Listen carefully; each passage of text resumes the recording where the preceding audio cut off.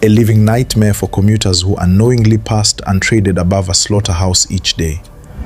A tale that cannot be erased from the memory of many.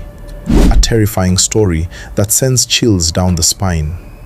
A bone-freezing account of cruelty that defied human comprehension. A blood-curdling saga that turned a bridge into a graveyard of secrets. One of the most horrific chapters in Nigeria's crime history. From the villainous Dr. Ishola Oyenushi of the 1970s to the barbaric Lawrence Anini of the 1980s and to the ferocious Deriko Nwamama of the 1990s, Nigeria's crime history has been plagued by figures driven by greed, pride, and ruthless ambitions amongst others. Yet, what broke the camel's back was the terrifying story of Clifford Orji, Nigeria's first documented serial killer, cannibal, and man-eater.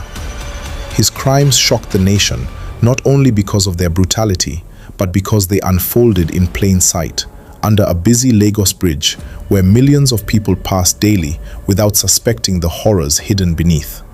The bridge was located at the Oshodi Expressway in Lagos, one of the busiest in the city, with Toyota bus stop serving as a major hub for commuters and leading to the airport. Why this location was so surprising is because it was not a hidden place, but was surrounded by the Oshodi market, Apapa, transport hubs, and parks.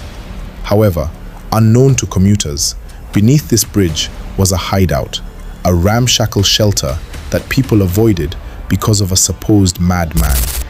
What madman? Clifford Orji. Clifford Orji was a Nigerian Igbo man born in 1965 from Enugu State. He moved to Lagos, which is mostly seen as a big city with lots of opportunities to hustle, and spent his earlier years as a razor blade seller at the Oshodi market. He had no home and reportedly began dwelling under the bridge as he switched to a native doctor going by the name Chineyelu. However, Clifford Orji also posed as a madman. His erratic behavior, half-naked wanderings, and weird reputation kept people at a distance, allowing him to conceal his gruesome activities for years.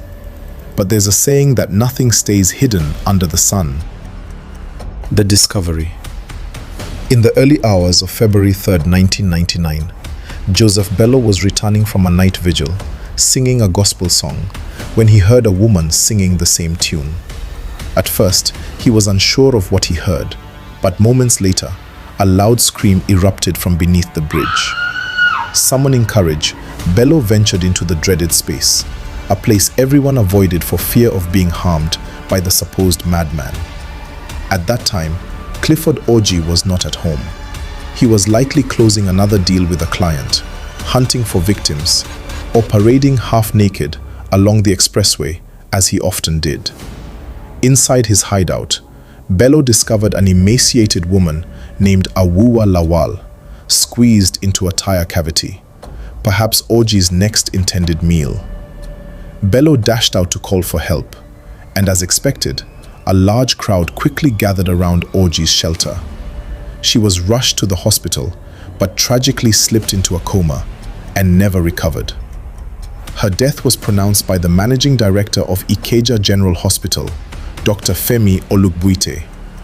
When Clifford sighed the mob, scattering his hideout from a distance, he attempted to flee. But men from the crowd chased him down, eventually catching, beating, and battering him before the police came in. The arrest. As the police approached the crime scene, they tore apart Orji's shelter and uncovered bones, skulls, and roasted flesh. Witnesses recalled seeing him eat meat and constantly perceiving the smell of roasted meat, never realizing it was that of a human being. They also pinpointed the fact that prominent figures dressed in suits would always park their luxurious cars close to the bridge in search of the cannibal. Furthermore, investigations revealed that most of the decayed remains were without heads, except for an Akwa Ibom trader named Eno, whose severed head was the only one identified. Authorities concluded that some body parts, especially the heads, were likely sold to powerful figures, after connecting the dots from what the witnesses earlier stated. His neighbor, Tahiru Aliyu, was also implicated when a gruesome 4-meter pit was discovered near his own shelter. This was after the locals insisted there was no way Aliyu could be uninvolved, reasoning that a neighbor to a man-eater is one as well. When Aliyu's space was invaded, the pit was found to have been used to keep victims before their gruesome fate. The most shocking items uncovered were a GSM phone and a check for 80,000 naira. This discovery raised unanswered questions. Why would Clifford Orji, a supposed madman living under a bridge, be in possession of a mobile phone? A luxury in 1999 reserved for politicians and wealthy traders. And such a large sum of money. Confessions and claims. Now one would wonder how Clifford Orji captured his victims. After his arrest, he confessed to kidnapping women, assaulting them, and roasting their flesh for consumption.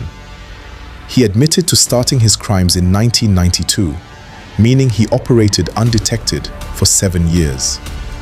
On the other hand, reports suggested that he lured victims with promises of spiritual help, only to slaughter and use them as barbecue.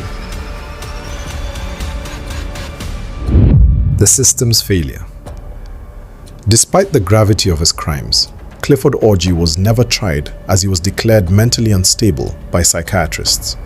He was reprimanded in the Lagos Kirikiri Prison on the 7th of December 2000. For 12 years, he languished without trial, hearing, or judgment. In 2012, he sued that state for unlawful imprisonment, but of course, nothing was made out of it. He died on the 17th of August that same year, at age 46, reportedly from psychosis-related complications. His body was buried by the state after being unclaimed by family. So the question remains, who was Clifford Orji? Was he a deranged madman, a native doctor, a murderer, or a pawn serving others? The missing skulls, the mobile phone found in his possession, and whispers of political involvement suggest he may not have acted alone. Yet, history remembers him as Nigeria's first documented cannibal, perhaps not the only one, but certainly the one who was caught. Clifford Orji's case is a haunting reminder of how evil can hide in plain sight, shielded by fear, stigma, and a system that failed to pursue justice beyond the man himself.